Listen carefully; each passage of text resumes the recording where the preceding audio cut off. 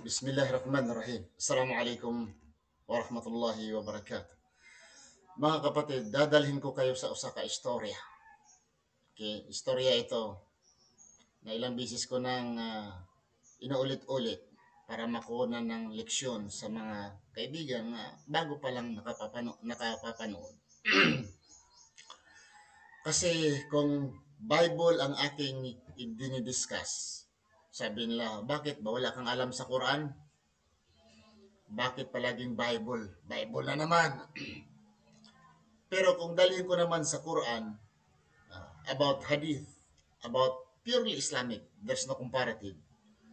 Maririnig mo naman, bibirahan ka naman, babatuhin ka naman. Ang Quran ninyo ay kopya, ang Muhammad niyo ay huli na lang, ang Islam ninyo ay ganito lumabas, ang Diyos ninyo ay buwan, ang Diyos ninyo ay bato.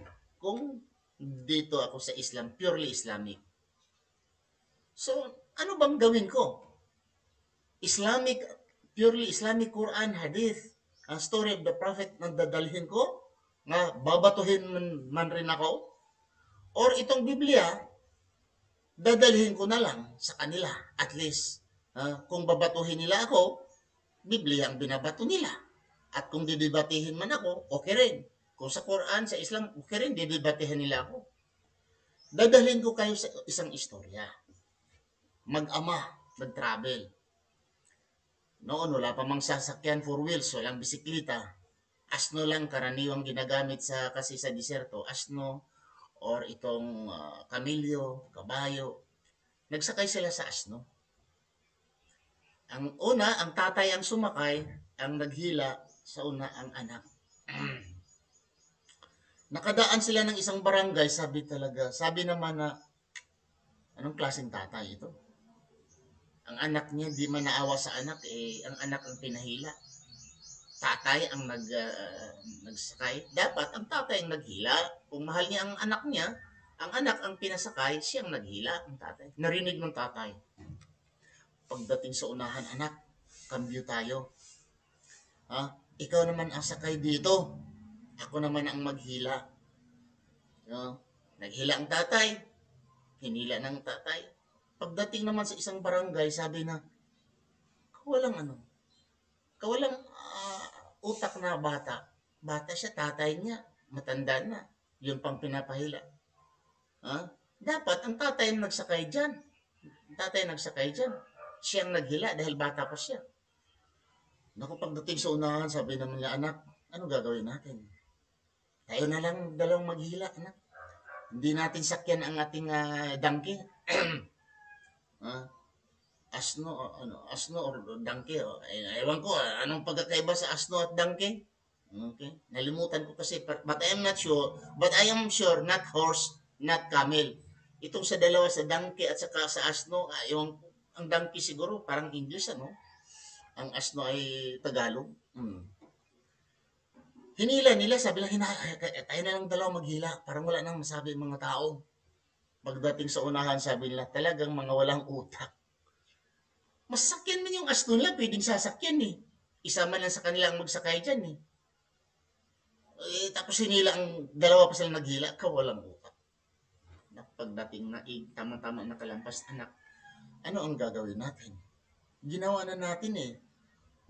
Ako ang unang sumakay, tapos nakarinig tayo, tapos ikaw naman ang nagsakay, ako naman naghila, nakakarinig pa tayo, kayo naawa tayo, hindi na tayo sumakay, nakakarinig pa rin tayo, anong gagawin natin, anak? Sabi ng anak, tayo, testingan natin, tayong dalawa magsakay, total kaya naman itong asno natin, tayong dalawa magsakay. Nagsakay sila, at palakarin nila, talagang bigat eh. Pagdaling sa isang barangay, sabi, walang mga utak na hindi naawa. Asno, dalawa silang nagsakay. Ang liit-liit ng asno kasi ang asno, mas maliit sa kabayo. Malaki ang kabayo. Walang utak. Ano, bakit dalawa sila? Pagdating sa unahan, bumba yung dalawa. Sabi, ginawa na natin, anak. Anong gagawin natin? So, anong gagawin natin? Ganito pa anak, yayungan na lang natin yung asno natin, tatalian natin yung paa, ang una at ang sa huli, Ang ano na lang, ihilain, pasaanin na lang natin. Kuha na sila ng kahoy, pinasan lang nila. Ganun. Pagdating sa isang barangay, sabi ng mga tao, talagang mga, ano ba yan? Kakatayin? Parang, wala naman siguro sakit ng asno, makalakad naman. Eh, bakit ginawa nilang ganyan? Doon, napuno na sila at huminto sila at nag-isip. Sabi ng ama, anak, kung susundin natin ang mga tao, wala tayong mapupulot. Wala tayong makukuha. Talagang ah, maging buang tayo nito kung susundin natin sila. Ganon ang ginawa ko mga kapatid. Nagdil ako ng Islam Quran, binabanatan ako. Ah, pag deal ko naman sa Bible, binabanatan ako. Ngayon, hindi na ako makikinig. Sa gusto ko, banat kayo left and right, sa gusto ko. Kung bibirahin ko ang Biblia ninyo, sa lahat ng aking mga speeches, Biblia ang aking babanatan, wala akong pakialam. Kung Quran naman ang dadalhin ko ang Islam, babanatan naman niya ako, wala akong pakialam. Kung mayroong masasagaan at umaalma, hamunin niya ako ng debate. Hamunin niya ako ng debate. Yung sabi niyo wala akong alam, no problem. Tinginin ko walang alam. Pero, magdebate tayo. Papatunayan natin kung sinong walang alam. Walang utak? Okay. Mga bashers ko dyan, welcome. Alhamdulillah. Sabi na walang alam, mangmang, no problem. Turuan ninyo ako. Parang magkakaroon ako ng kaalaman sa Biblia. Kung wala akong alam sa Quran, tuturuan niyo ako kung ano ang Quran. Yung mga Kristiyano magaling magsabi na wala akong alam sa Quran, turuan ninyo ako ng Quran. Welcome ho sa akin. Mas matutuwa akong sasabihin wala akong alam, left and right. Dahil doon ako gustong matuto sa mga bagay na hindi ko alam. Sabihin niyo wala akong hadith, wala akong alam sa hadith, no problem. Wala akong alam sa life of the Prophet Muhammad sallallahu alaihi wasallam, no problem. Wala akong alam sa Quran, welcome ho, turuan niyo ako, please, turuan niyo ako. Wala akong alam sa Biblia, please, turuan niyo ako. Walang problema sa akin.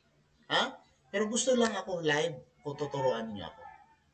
Live tayo via Zoom sa virtual pagtuturo. Turuan niyo ako how to understand the Bible. Tapos oras by oras. May oras kayo, may oras din ako. Di ba? So maraming salamat po mga kapatid sa inyong panonood. Please share. Sa lahat pong nakikinig, may Allah reward you all sa aking mga katunggali, mga bashers, o sa aking tagasunod, mga kapatid ko mga Muslim. Maraming salamat sa inyong panonood. Subhanakallah, Allahumma bihamdika, asyhadu an la ilaha anta astaghfiruka wa atubu ilaik. Assalamu alaikum warahmatullahi wabarakatuh.